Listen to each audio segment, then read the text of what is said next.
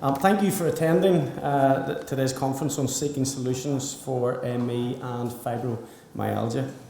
I think it was only last year I attended my first event with the group across the road in the Stormont Hotel, which was excellent. I myself have a number of family members who suffer from fibromyalgia and friends who also are living with ME. So I have a particular interest in some of the subjects that we're going to be hearing about today.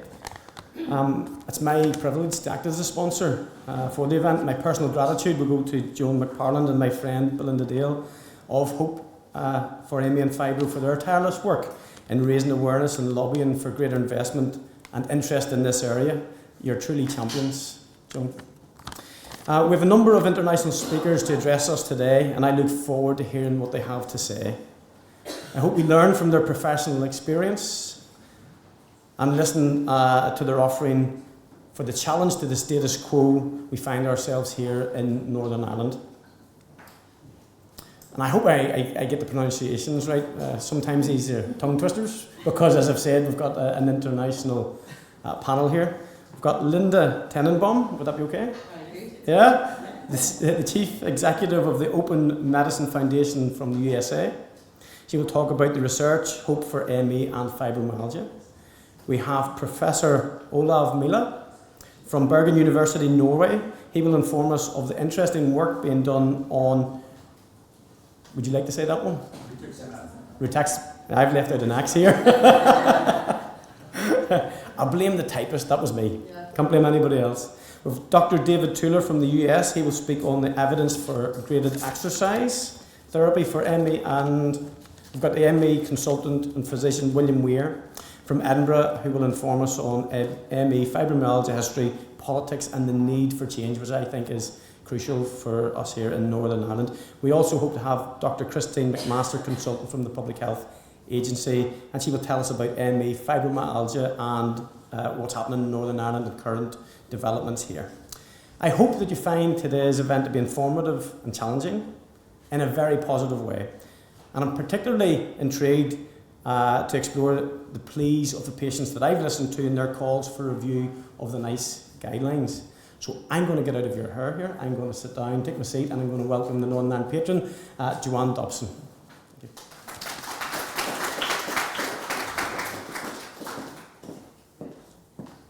Can I thank Robbie Butler for that wonderful introduction. I was going to say Robbie's my most favourite MLA, but I see Robin Swan down the back, so I'll have to say he's one of my favourite MLAs along with Robin Swan, so that'll keep me in with Robin as well. It gives me immense pleasure as a Northern Ireland patron of Hope4ME and Fibro to chair today's Seeking Solutions conference. And I know that we have an exceptional lineup of international experts with us here today, and I'm very much looking forward to hearing what each of you has to say. We're in for a real treat this afternoon with the expertise in this building. On a personal note, it's a little bit surreal for me to be back in this building for the first time since we departed as MLAs in January ahead of the elections. However, nothing has really happened here since. On a serious note, if I may, it's nothing short of a national disgrace that we do not have a functioning executive and assembly. The fact is that issues including the vital reforms for our health service and education funding for our children have all been halted. And that brings me to the reason we are all here today, the continued promotion of our simple message that we can and we must no longer forget about the thousands upon thousands of people who suffer in silence. Those for whom chronic illness is a daily norm. An invisible illness that through the work of this charity and others is moving from darkness into light, slowly but surely coming out of the shadows, giving new hope to thousands of sufferers. And I do firmly believe that progress in Northern Ireland is being made. Today, our conference is titled Seeking Solutions, But in doing so, we continue to seek action and recognition from government at all levels. And I, like so many others, can be very proud of a long association with this charity. Together, we have lobbied and bent the ears off. Joan's nodding in agreement, so I don't think there's anyone better maybe at bending ears than Joan and Sally and Belinda and others. We have bent the ears of successive health ministers and the Health Committee. We've held awareness days right here at the heart of government, and held our own Millions Missing demonstration just down in the rotunda outside this building, which was a tremendous success. We've gained firm friends for our cause, including the influential Patient Client Council and the Public Health Agency. But the door here at Stormont, which was opening just a little to our pressure, has now been firmly closed on us all. And I do truly hope and pray that it will open again soon and even wider than it did before. So if the Stormont door is currently closed, that is not the case for our local councils. And I want to pay tribute to Newry, Mourne and Down District Council, who recently supported and read the ME and Fibromyalgia Awareness Day proclamation at Newry City Hall. It was a fantastic event that we were all delighted to attend and support. Important civic recognition for chronic illness, which must, and I reiterate that again, must be repeated across all our local councils. But all of this would not have taken place without the effort of the people who have worked so hard to organise today. Joan McParland, Sally Burch, their officers and team worked night and day to raise awareness and put together our impressive lineup of international experts today.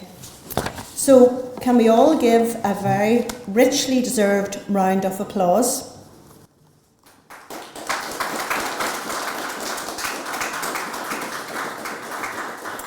Some of our expert panel, as Robbie has already said, have travelled long distances to be here today. So can please take away with you the sheer passion and drive of campaigners here in Northern Ireland. This passion, however, must be met by real and positive change in the treatment of thousands of patients who continue to be denied equality. We are resolved that painfully slow steps must become a thing of the past, and today we will listen to and learn from leading international experts.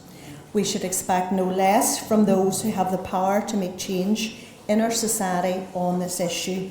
They also must listen and must learn. So in conclusion, I want to thank my former colleague on the Health Committee, Robbie Butler MLA, for agreeing to be our gracious host, and also those MLAs, staff and departmental health professionals who join us here today. So that's enough from me for now. I want to hand you over to the real movers and shakers, the people who have worked so hard to recognise today Hope4ME and Fibro.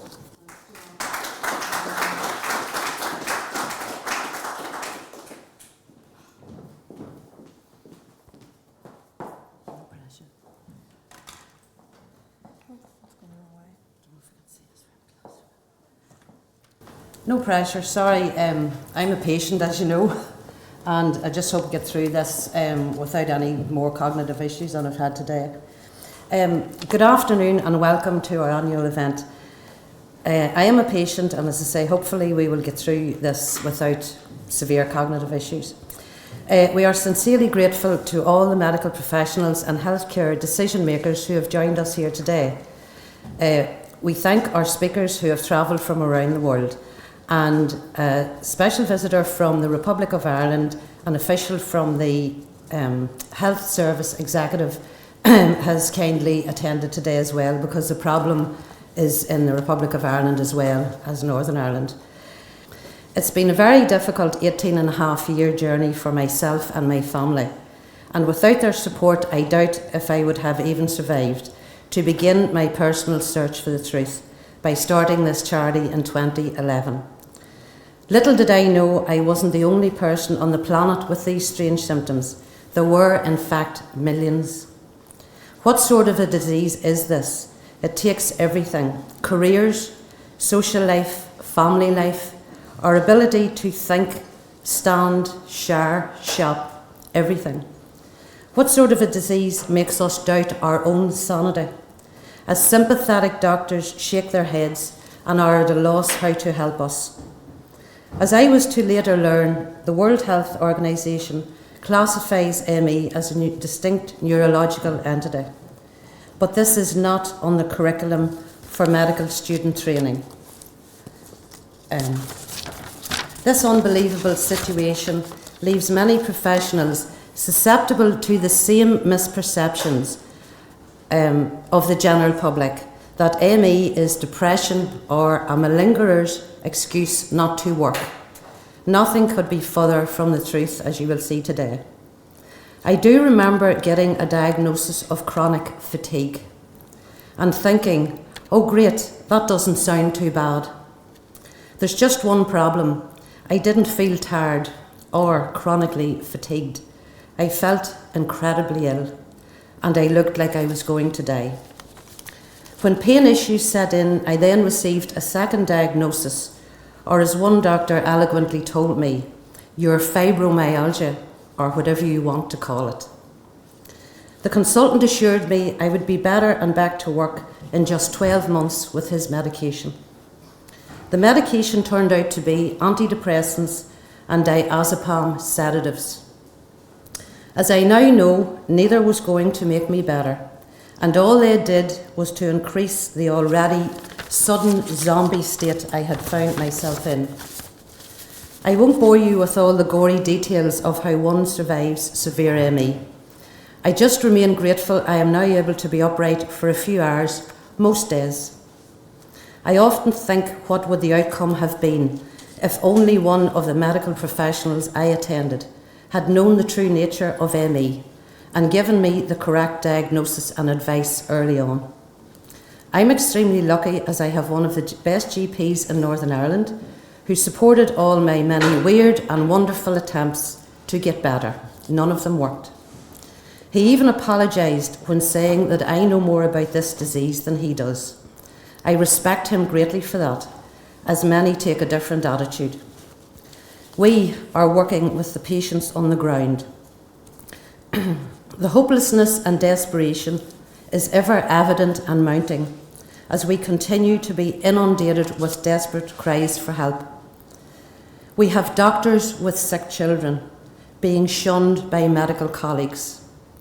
We have GPs with ME thankfully now getting in touch and trying to use their influence for change. Recently, a consultant psychiatrist emailed the charity asking for the biomedical research. Well, even that surprised me, but in a very good way. We are delighted Dr. Christine McMaster from the Department of Health is here supporting us, and we hope this is finally some light at the end of the tunnel for Northern Ireland. Just yesterday, we learned the Department of Health for New York State issued an urgent notice to all practitioners with ME facts, most important being post-exertional malaise is the hallmark of this disease, and graded exercise therapy and cognitive behavioural therapy are not to be recommended. Could Northern Ireland take a similar immediate measure to save more patients from being damaged? Just like the one of our members who was recently put on an exercise bicycle, resulting in collapse, and that was in one of the best hospitals in Northern Ireland. There was a very positive move here in 2015 when the Health and Social Care Board endorsed our charity to distribute copies of the Canadian Consensus Criteria guidelines at educational events. That move was intended by us to raise awareness and help GPs offer a more accurate diagnosis and timely diagnosis. Much to our frustration, this arrangement ended abruptly, and the reasons given were just nonsensical, to be honest, given the situation here. Hopefully after today, a positive and urgent move will be taken to help this large patient population and apply further and very preventable harms. So finally, I must thank all the patients and their families who have supported us. And a very special thanks to Sally for producing all the educational materials for this event. Special thanks also goes to Andy Hugh, a desperate parent who travels from London to help us here. And to Natalie Bolton, producer of Voices from the Shadows, for attending today again. The documentary Voices from the Shadows shows the true horror of what the children go through. We must never forget that generation we are actually out fighting for now. I admire these parents greatly, and I can't imagine a worse fate than to hopelessly watch your child go through this nightmare. We are also grateful to Robbie Butler for hosting this event in our government headquarters. It's an awful pity we don't have a government in place today, as we did when starting to organise this event 8 months ago. They should have been here. Anyway, thanks to our Northern Ireland patron, Joanne Dobson, for chairing the proceedings and her never-ending support. And apologies are sent from Queen's University, and I've written here add details. I can't remember the dean's name, but I'm sure other people will. Apologies that he can't be with us today. So I will hand you over to Sally now, who will begin this journey of information and education we are all here to witness today. Thank you.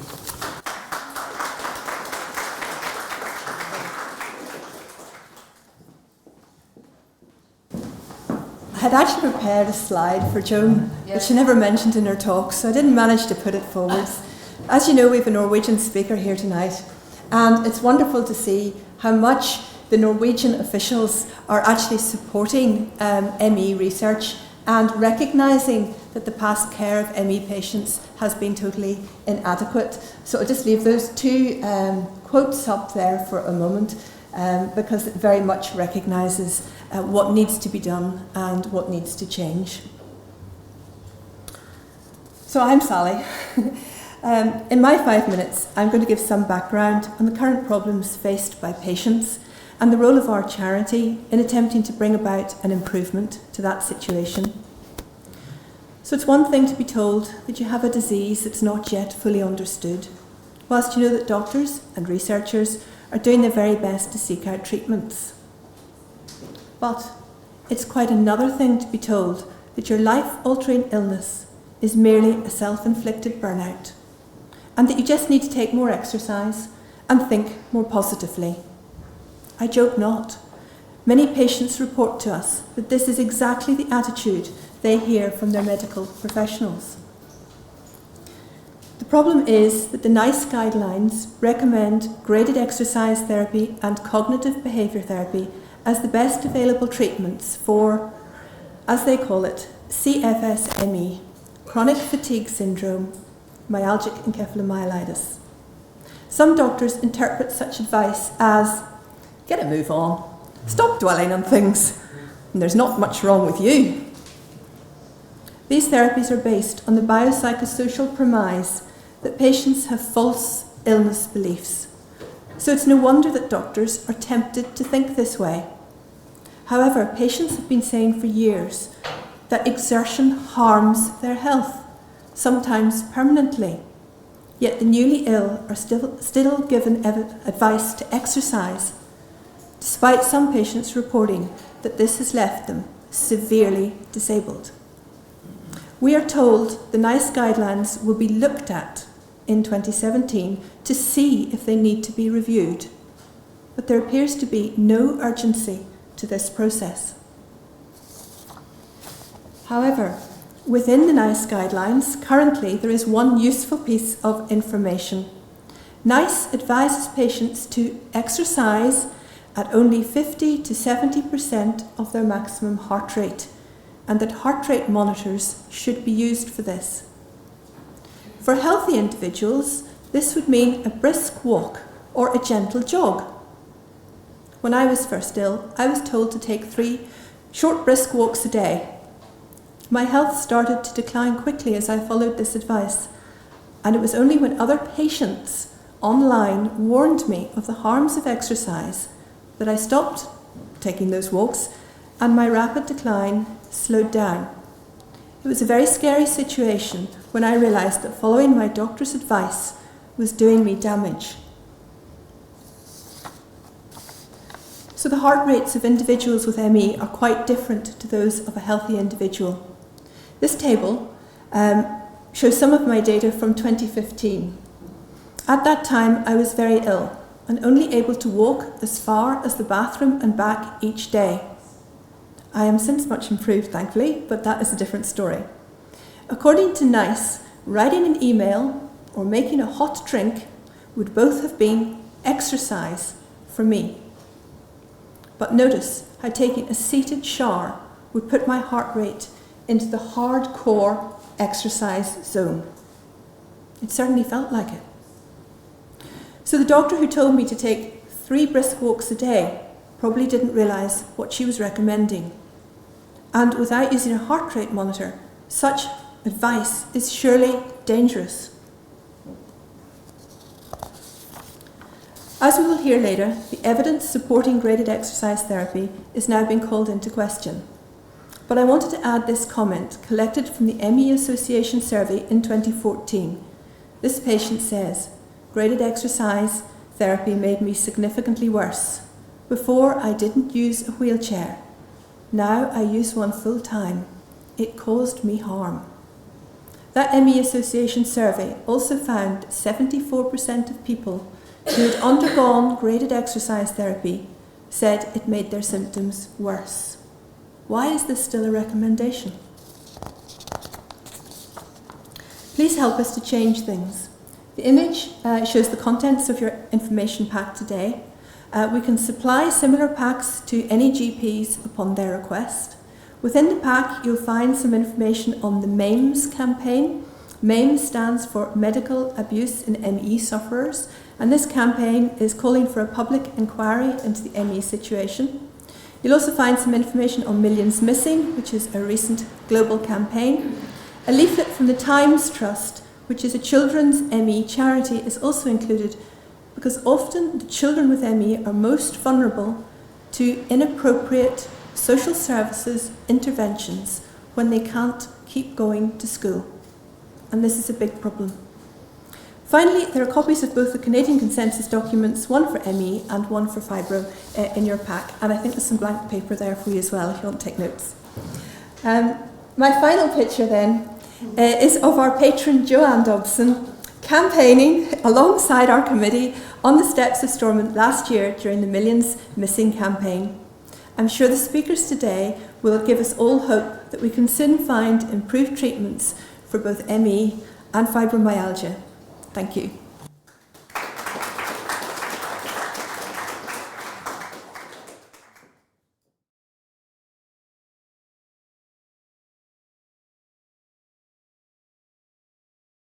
First and foremost, I'd like to thank Joan and Sally and the Hope4ME and Fibro group for organizing this and the other talk that we had the other night, because this is so important.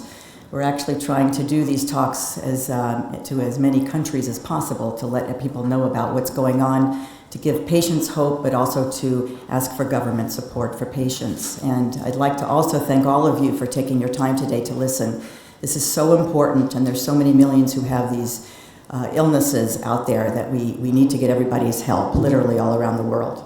So I have a foundation, Open Medicine Foundation, that we started in 2012. I have a daughter who got sick at the age of 16, and it was 10 years ago, and literally on September 5th, 2006, at 8 o'clock in the morning, she was perfectly fine.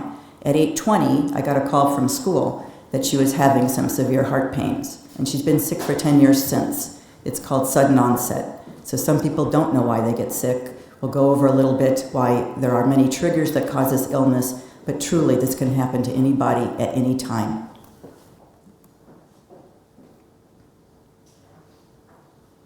Most people don't know anything about this illness. Besides the fact that it's very hard to pronounce, it also doesn't have a good name, and hopefully we'll change the name once we find out what really is the cause. So we call it myalgic encephalomyelitis, we call it ME-CFS, we call it chronic fatigue syndrome, it's called CFS-ME, a few different names, and basically these people are very devastatingly sick. So I wanted to show what our US government has now come out with. In 2006, which is a long time ago already, the CDC has already labeled it as a level of disability for ME-CFS is comparable to MS, multiple sclerosis, AIDS, end-stage renal failure, and many other medical conditions. They already announced that it was a severe disease. However, it took them years and years to put any money to studying it. They're now in their 6th year of a CDC study right now, looking how to diagnose and how to treat it. The Institute of Medicine came out and was funded by government agencies to take a look and take a look at all the publications. There were about 9,000 of them. They met for a year and a half and came up with this final report, including a big book and final report. ME-CFS is a serious, chronic, complex, and multi-system disease that frequently and dramatically limits the activities of patients and in its severe form can consume the lives of those whom it affects. After this report came out, a lot of advocacy continued with our NIH, our National Institute of Health, and finally this year they are actually doing some internal studies with 40 patients to take a look at this illness, which they now know is real, and they basically, the director, Francis Collins, has come out and said, we recognize and emphasize with the suffering experienced by people with ME-CFS and their frustration that so little is known and so little research has been done to find answers. We aim to change that. They just started this study about a month ago, and now they're also giving out some very small grants, but they're giving out some grants for external research. They have acknowledged this is a very serious disease, and they're finally putting some money to it. This is Whitney Dafoe. This is our director, Ron Davis's son, who is extremely and severely sick. Actually, the sickest person I've ever seen with this illness. He was an award-winning photographer, and now he's been in bed for 4 years. He literally cannot communicate to his parents. He can't have light, he can't have sound. He's basically lying in bed, just waiting every day for a cure. His father, Dr. Ron Davis, is the director of our Scientific Advisory Board. We'll talk a little bit about that in a few minutes, but basically he has a son who's severely ill. I have a daughter who's sick. We're in it for a cure. I have a video I'm going to show you. It's about 10 minutes. I do feel that taking a look at pictures, it's much better than me describing the symptoms if you're not familiar with this illness. So if you bear with us, I'm going to show you a video now.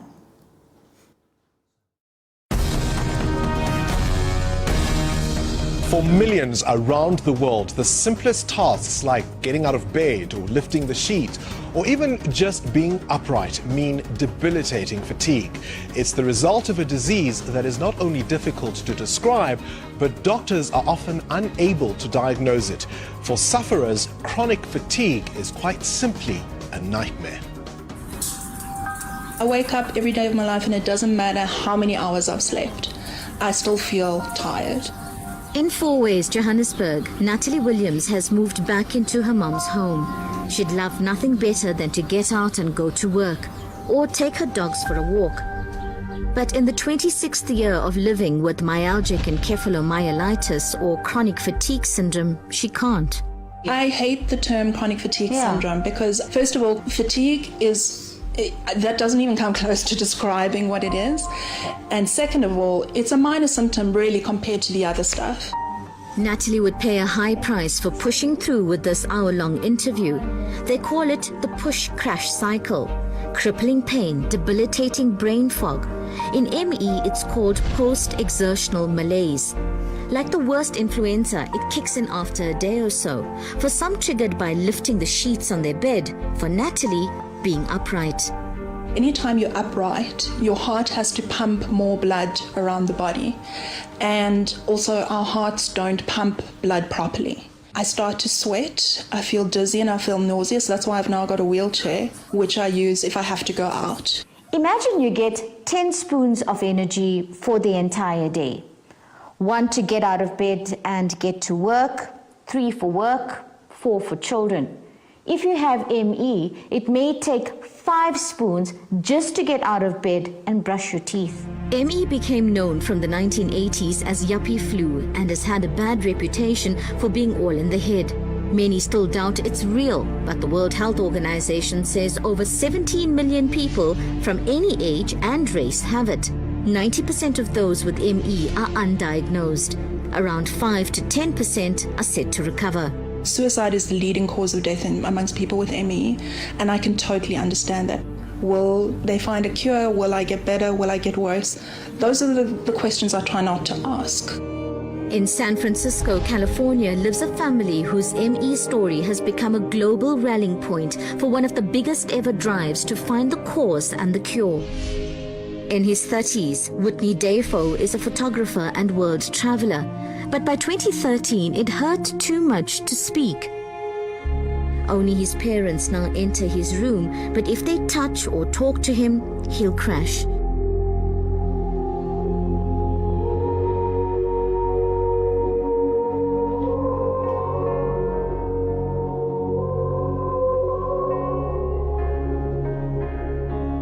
His father is Dr. Ron Davis.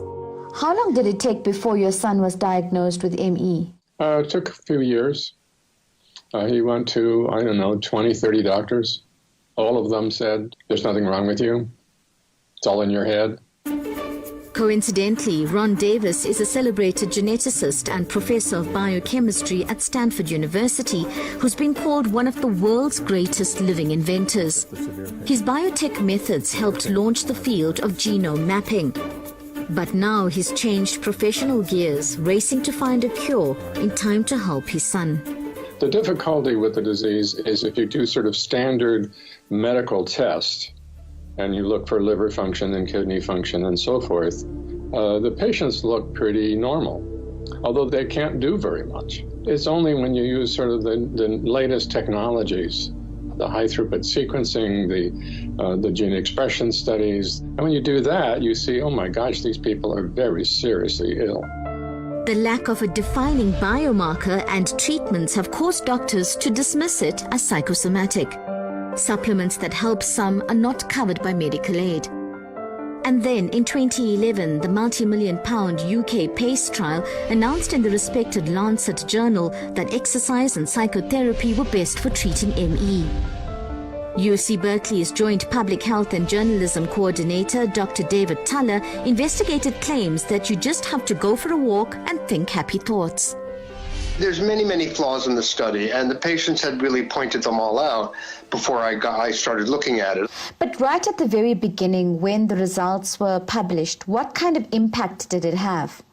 Well, it had a very big impact because these are very well-known psychiatrists, psychologists, other medical professionals, and so they had been basically promoting these two therapies for many years before they actually did the trial. Late last year, the PACE trial researchers were compelled to release their raw data after an Australian ME patient had submitted a Freedom of Information request in Britain. Turns out, the study had included fatigued people who may not have had the full extent of ME. What did the publishing of those results do to an already confused landscape? They perpetuated a real misunderstanding around the world about what the illness is, that it's a physiological disease. It's not about, I don't feel like getting out of bed today. It's like I physically cannot move my body to get out of bed today because I made myself a cup of coffee yesterday.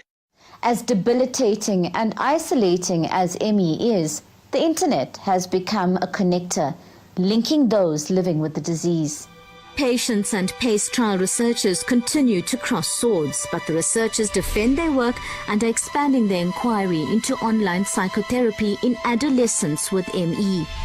The patient community staged an on- and offline revolt as the PACE message took root in treatment guidelines around the world. Demanding funding for research, they organized global protests for everyone who's been missing from life due to ME. My brother is severely ill. Every day he lies in his bed fighting to stay alive while at the same time waiting for death. And we need the government to get involved and give us the funding that we need so that we can come up with a cure. She first started having symptoms in her late 20s, and she's now been in bed for 7 years. It's so hard to stand by and see our loved ones suffer.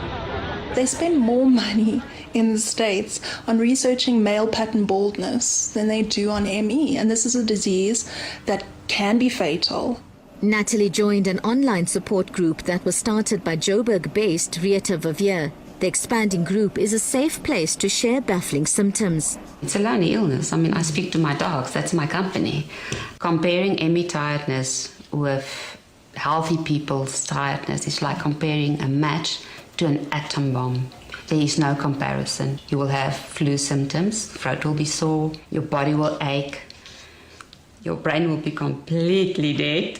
A business graduate, Rieta spends her few spoons of energy in between sleeping to source credible information and funds to help patients made destitute by ME. It's like a cell phone battery that's defective, and you have to recharge it very often, and you can't use it while it's being charged.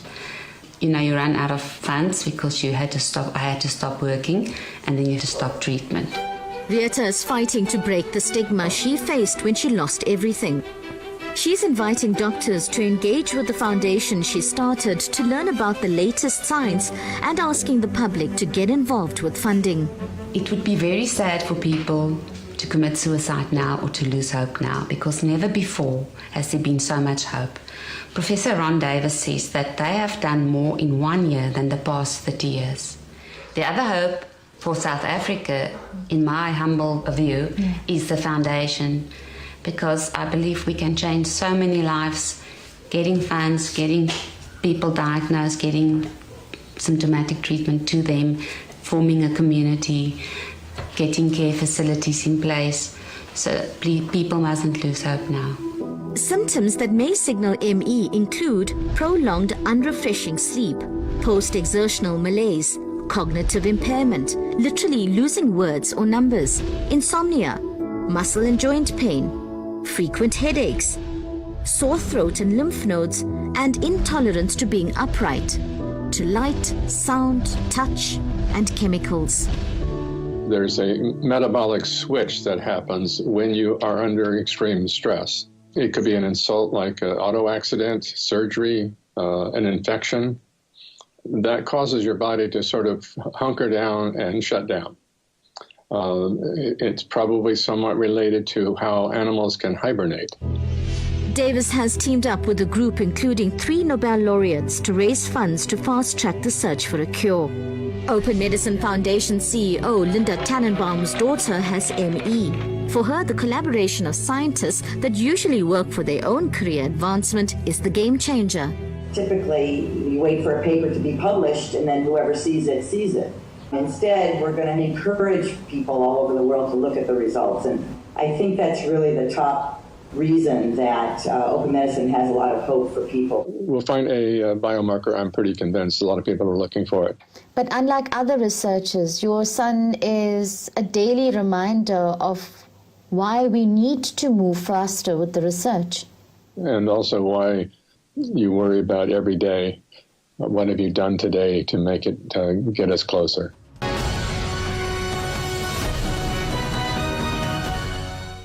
So as I said, this can happen to anybody at any time. You see how sick people are. It's better to see this than for me to talk it. It's a very, very serious illness. The numbers are astounding, and realistically, they don't even know how many people have this. But because when we talk about ME/CFS, we talk about fibromyalgia, we talk about chronic Lyme, Gulf Weir illness, and autism is very similar biochemically to this illness. There are millions and millions out there that have this. The numbers that are printed here are the numbers of ME/CFS that the Institute of Medicine has extrapolated and has reported out that they feel that there's up to about 20 million people worldwide that have this. It's really everywhere. It's an international problem.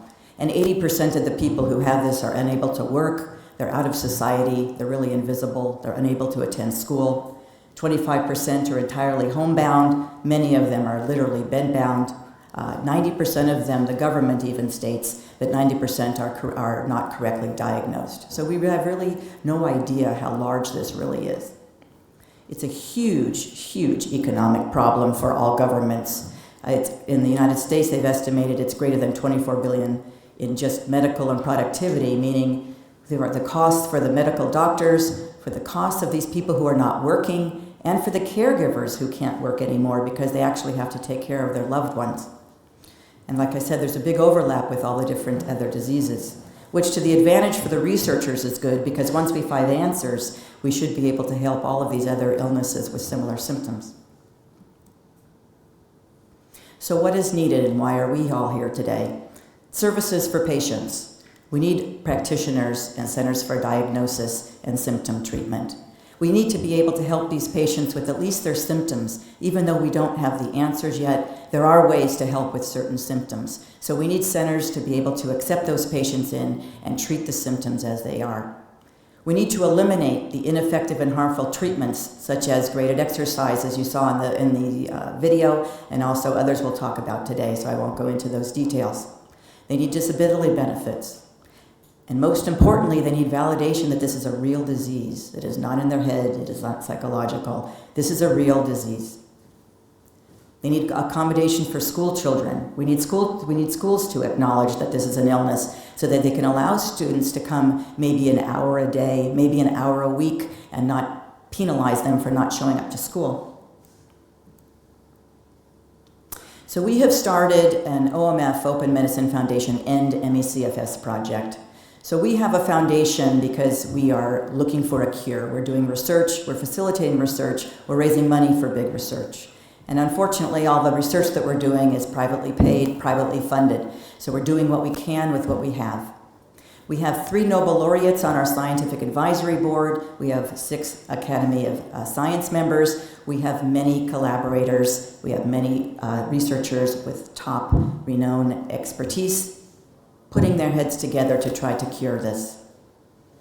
We have our scientific director, Dr. Ron Davis, that you saw, and we have open and global collaboration. The research results that we have that are coming out, we're putting on our website. We're encouraging other researchers to download the raw data, do their own research all over the world. We're in this for a cure. We're not in this for a publication. We want people to take a look at this, and any research that OMF funds must be open and available for any researchers. So truth is, ME/CFS is a proven biological disease. There's a paper that came out by Dr. Bob Navio out of University of California, San Diego, earlier this year, called Metabolomics. It's metabolomics. It's indicating this is indeed a molecular disease. I'm going to show you a picture in a minute that basically describes that. What is metabolomics? It's the reduction of several key metabolites. We're seeing a hypometabolic state. Other researchers around the world are seeing similar types of findings. There's problems in the citric acid cycle, which is also called the Krebs cycle or the energy cycle, the cycle that gives all the energy in the body. There's a problem with burning glucose. And yes, it could be triggered by many different triggers. Environmental stresses, as Dr. Davis said, with infection, with toxins, with molds, with injury, brain injury and such, or sudden onset. There are suspicious genetic mutations that are being identified now at Stanford University and probably at other universities as well, and that's showing that people that have this illness have diverse symptoms. If you talk to a lot of patients, they each have many, many symptoms to talk about, but some have different symptoms, and we're seeing that certain particular genetic mutations are the cause of those. This is a lot of points, but here's the point that it is. This is a metabolomics test on a severe patient. A healthy person might show all black dots here. And what we're showing here is the blue dots show a deficit of 2 standard deviations lower than compared to a healthy person.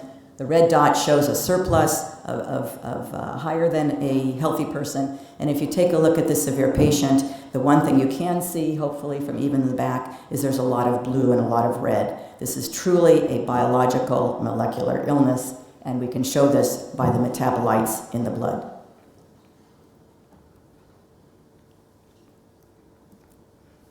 At Stanford University, one of the things that they're working on right now is in the laboratory. They have created these electronic resistance studies that they can do in the laboratory.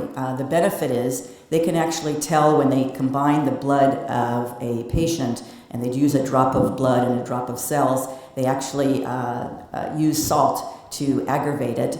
And when they use this, they show a resistance that is different than healthy people. which means that in the laboratory they can actually identify which patients are sick and which patients are healthy. This is really critical because we're going to be able to create a device like this that doctors will be able to literally print in their office on a 2D printer, and they cost less than a cent, to be able to tell if a patient is sick or not. They're working on this and scaling up on this right now. The biggest benefit of this is you can take a patient's blood that has ME and then you challenge it with salt, which makes it obviously very challenged, and then you add certain drugs that we're looking at that we want to test to see if they work on these patients. We'll be able to test in the laboratory any appropriate FDA-approved drug that's already on the market to be able to see and test in the laboratory before we actually test it in patients. This we will be able to do very soon. They're making some technology that you can test 100 different patients at once. And what they're going to start to do is take some drugs and see which ones we should actually test into patients. It saves millions of dollars and it saves a lot of time. And this is now being developed and scaled up actually at Stanford right now.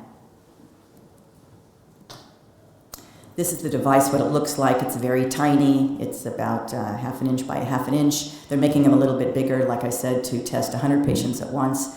But this is what it looks like. So worldwide research is confirming biological abnormalities in ME/CFS. There's many researchers all over the world that are now looking at this and showing that it is biological. We need to find an answer. It is a serious disease. Thank you very much.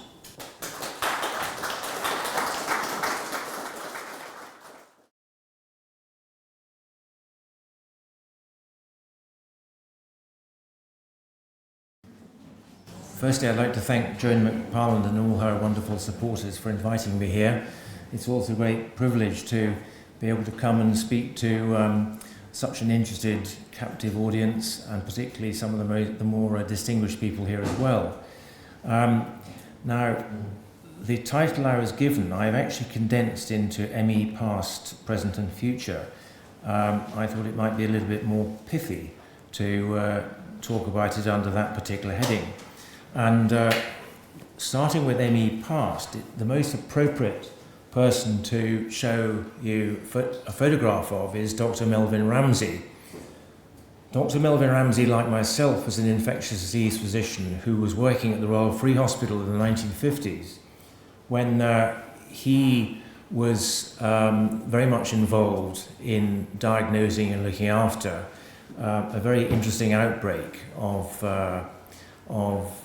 a disorder which was subsequently labelled as benign myalgic encephalomyelitis and written up in a series of articles by him and also by Dr. Donald Acheson, who subsequently became the Chief Medical Officer of the England and Wales in the 1970s. Now, I had the privilege of meeting Dr. Ramsey and speaking to him about ME.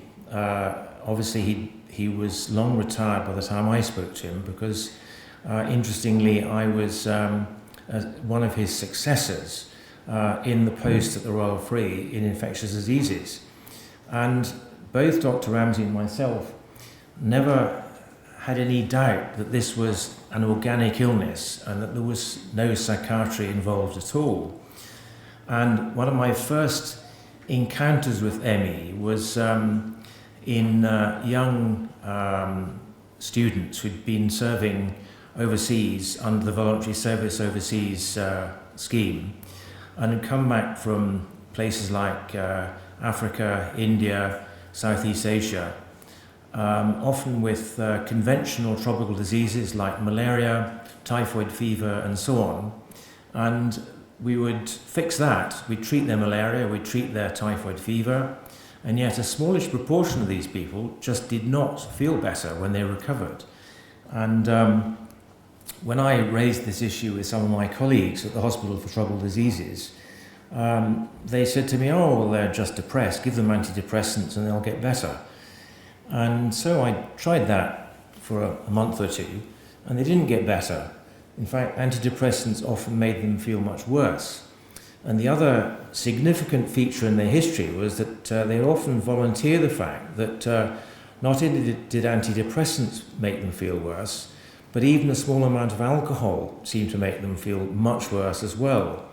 And And so there was a curious sort of biochemical linkage between intolerance of antidepressants and intolerance of alcohol.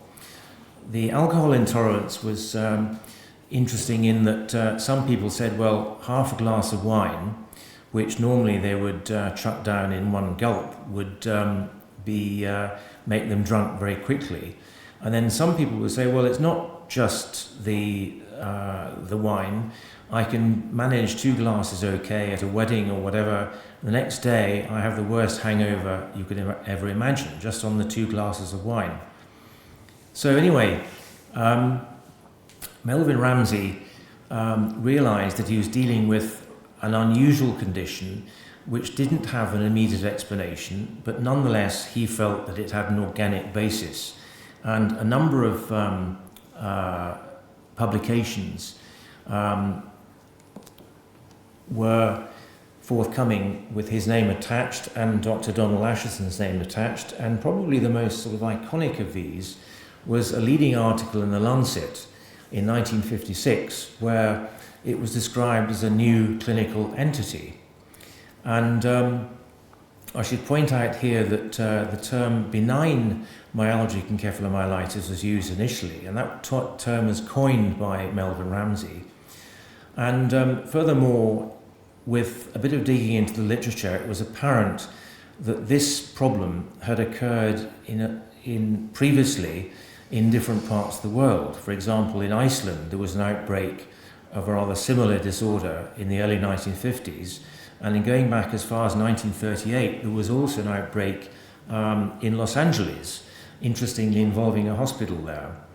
And so here we have at the first indication by a number of well-placed doctors thinking that this was an illness of unknown cause, but nonetheless the cause was almost certainly considered to be organic. So a number of publications followed, and Melvin Ramsey talks about benign myalgic encephalomyelitis. Epidemic neuromyasthenia was another term which was applied, and if you look at that term, neuromyasthenia or neurasthenia, you'll find that the earliest use of that term goes back to the 1880s when a psychiatrist called Beard, an American psychiatrist, described neurasthenia in a paper in an American medical journal, and really what he was describing fitted the description for benign myalgic encephalomyelitis. So Melvin Ramsey tried his best to identify what was going on, and in that third paper I've mentioned here, he identified a number of interesting characteristics which rather suggested that there was a primary disorder with muscle, insofar as a significant proportion of these people, particularly if they had exercised prior to their blood being tested, they had a significant proportion of myoglobin circulating in their blood. And myoglobin is a pigment which is present in muscle and which usually occurs if the muscle is damaged. So here we have some evidence that there is something organic going on.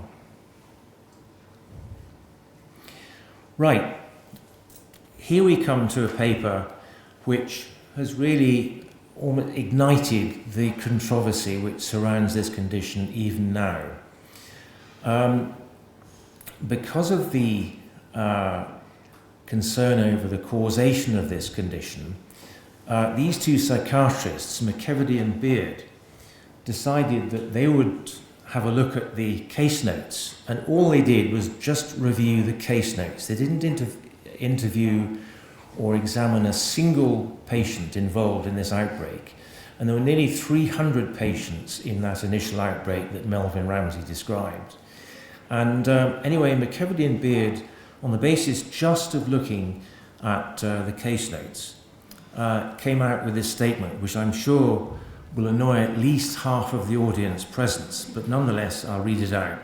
From a reanalysis of the case notes of patients with royal free disease, it is concluded that there is little evidence of an organic disease affecting the central nervous system, and that epidemic hysteria is a much more likely explanation. The data which support this hypothesis are the higher attack rate in females compared with males. Well, ladies, I did warn you that you might get annoyed. So, anyway, the trouble with this paper is that because it acquired the legitimacy of publication in the British Medical Journal, it gave legitimacy to the argument that this condition had a psychological basis rather than a physical, organic basis.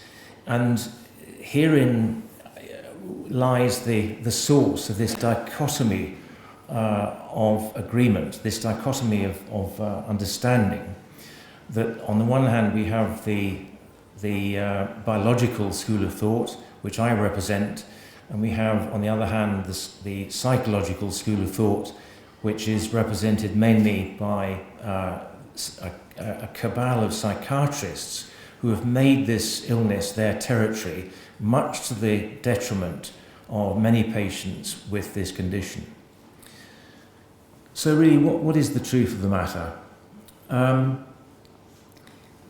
other than the Professor Sir Simon Westley, President of the Royal College of Psychiatrists, President of the Royal Society of Medicine, he's been quoted as saying that the PACE study, which David Tuller is going to talk about later and will dismantle bit by bit for you.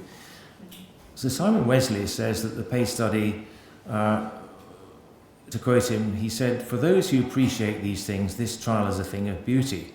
Now, I've actually put this quotation up on the screen for you because it gives you an idea of how completely convinced the psychiatric fraternity are that this is a psychological disorder. It's almost as if it's a doctrine that they hold. They haven't approached this condition with any scientific credibility, and I suppose that the philosophical mechanism they've used here is because they haven't been able to find anything wrong, or because their more scientific brethren haven't been able to distinguish any organic features, then by default the condition must be psychological. So, if we then come to ME present, the current evidence shows that this is definitely an organic condition. It completely refutes the argument that this has a psychological basis. And two of the most important papers of recent times which indicate this are these two papers I put up here, the two references. The discriminative validity of metabolic and workload measurements for identifying people with chronic fatigue syndrome by Snell et al. And actually one of the lead authors was Mark Van Ness from California, who's shown quite categorically that there are organic features to this illness which cannot be attributed to psychological disorder. And the same work has been repeated in other centres, particularly by Keller et al. And finally, at the bottom of the screen, you'll see a reference to a paper which looked at isolated muscle cells and the way they perform when separated from the owner. And it's quite clear that if you take muscle biopsies from patients with ME and make the muscles perform in the laboratory, those muscles perform badly. So clearly this is an identifiable disorder, at least with the muscles in patients with ME. Now, so let's go back to Snell et al. What they did was they put patients onto bicycle ergometers, such as you see here. And a bicycle ergometer is essentially a static bicycle which measures your energy output when you pedal it. And furthermore, if you look at it more closely at the picture, you'll see this man's wearing a mask, and he's wearing a mask which is attached to a piece of kit which measures his oxygen intake. So we have a man here who's pedaling away furiously, his oxygen intake is being measured. Now, if we then go to the next slide, I want you to look at, first of all, the blue line. That blue line indicates the amount of energy expended. And the red line next to it is oxygen intake.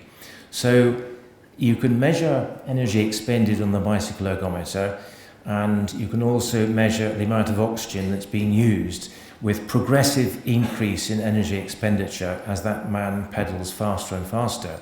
Now, if you go to that bit up there, I've introduced Mo Farah into this description. Mo Farah is an endurance athlete who can run 10,000 metres with hardly drawing breath. And when Mo Farah runs 10,000 metres, he actually does so staying below that little horizontal red line. In other words, he stays below what's called his anaerobic threshold. And yet, in the last half lap, when you watch Mo Farah, for those people who are interested in athletics, he'll usually put in a burst, which takes him around the last 200 metres. And when he does that, he exceeds his anaerobic threshold. In other words, his use of oxygen, his ability, the ability of his lungs, his heart, and his circulation to deliver oxygen to his muscles is exceeded by the amount of energy that he's telling his muscles to use. And the muscles have to switch to a pathway, a metabolic pathway which doesn't use oxygen. But it's a sort of short burst mechanism which doesn't last long. Now, so that's Mo Farah right at the top of the graph. If you then come down, look at these two lines there.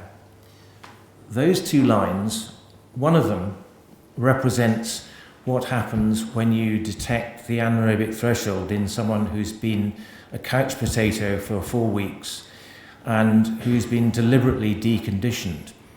And that person, you can demonstrate their anaerobic threshold by getting to exercise progressively, showing how much oxygen they're taking in, and then suddenly there comes this switch where the muscles have to use an alternative pathway to keep going. And then if you take that person off the bike, rest them, put that person back on the bike the next day, you'll find that his anaerobic threshold is there. It's gone higher. And this is what happens to all of us if we exercise and get fitter.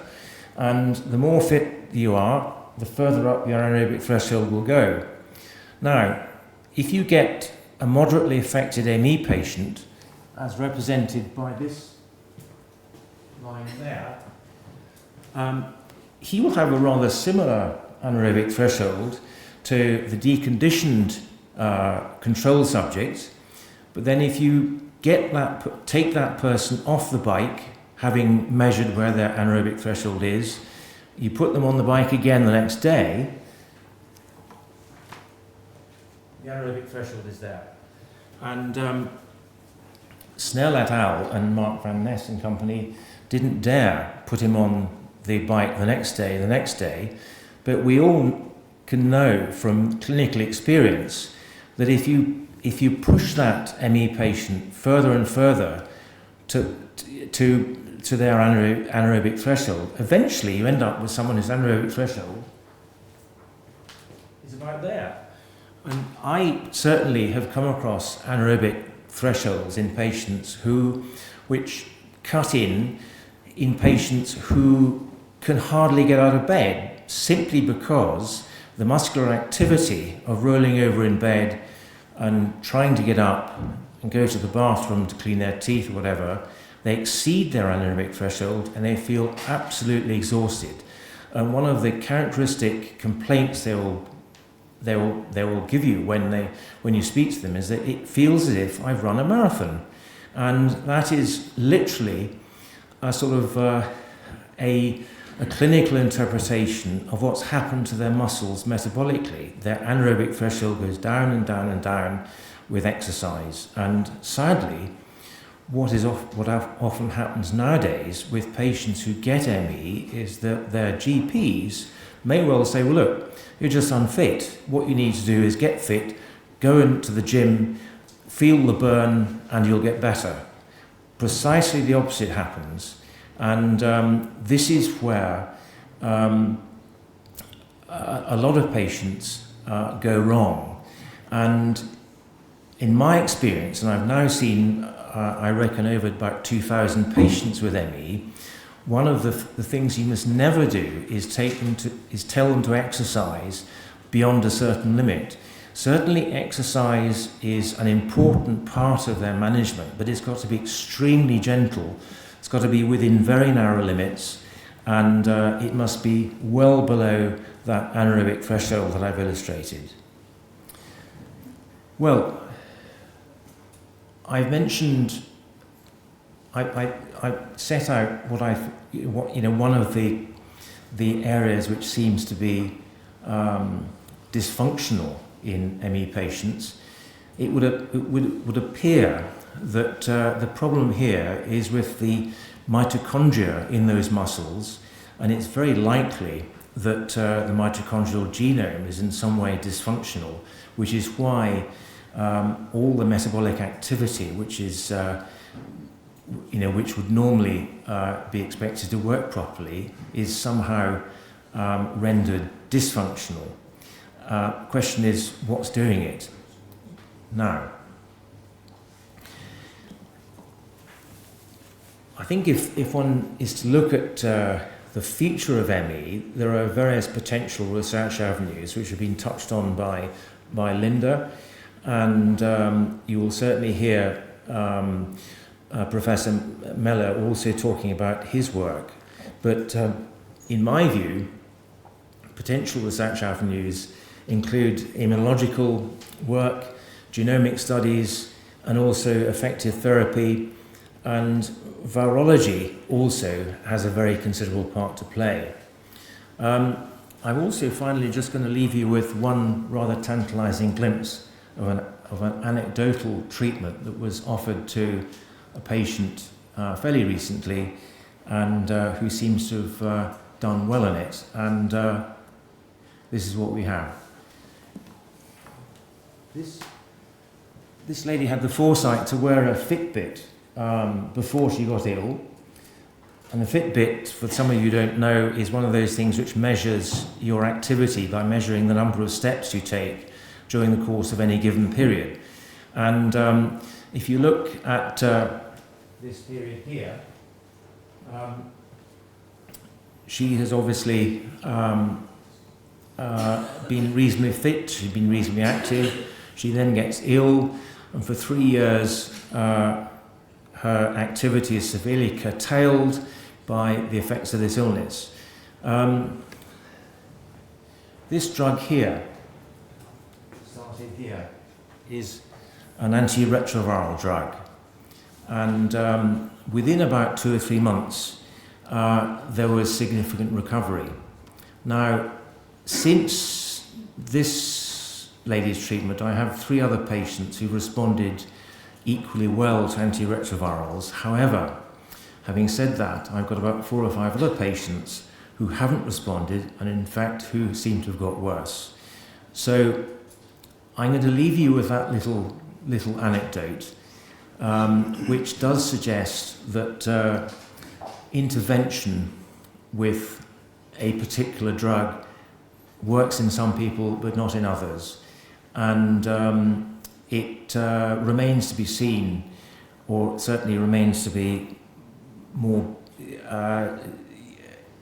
intensively looked at the biochemical level before we really truly understand what actually happened in this situation, and before we can really identify which patients are likely to do well and which patients are not. So I'm going to leave you with that. I hope that this graph will actually indicate to you that there's a light at the end of the tunnel, and I hope also that it'll convince you that this is not a psychiatric condition. Thank you.